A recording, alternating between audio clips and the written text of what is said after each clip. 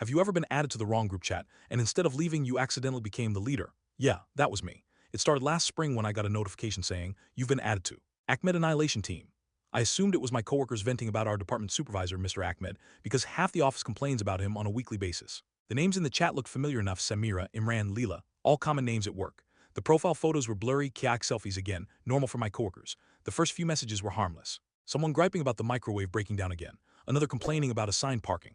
I jumped in like an idiot and wrote, "Tell Ahmed to replace that fax machine from 1993. It screams like a goat when it prints." They responded with a wall of laughing emojis, so I thought, cool, these are definitely my people. Then things escalated. They started playing something called Project Glue Stick and Operation Lemon Drop.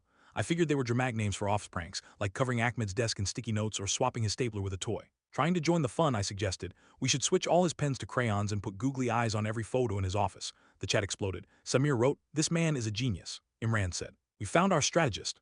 Leela spammed 80 fire emojis. At this point I felt honored, finally included in a group that didn't revolve around spreadsheets. They kept asking me for more ideas, so I recommended. Bubble wrap under the keyboard, changing his ringtone to a nursery rhyme, filling his desk drawers with confetti. They were obsessed. They started calling me the architect and Professor Chaos.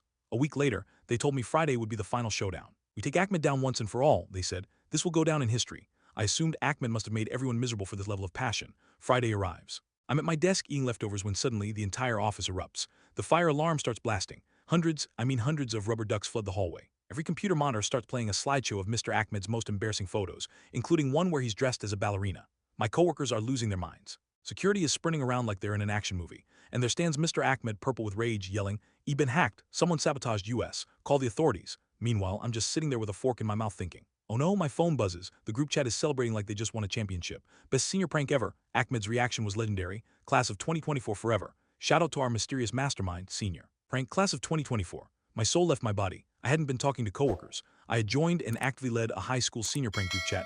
The Ahmed they were talking about wasn't my supervisor. It was their principal. I helped a bunch of 17-year-olds orchestrate the wildest prank in their school's history from my office cubicle. I quietly left the chat, locked my phone, and pretended nothing happened. To this day, Mr. Ahmed is convinced an elite hacker infiltrated the office. He hired extra security, installed cameras everywhere, and conducts random cyber threat drills.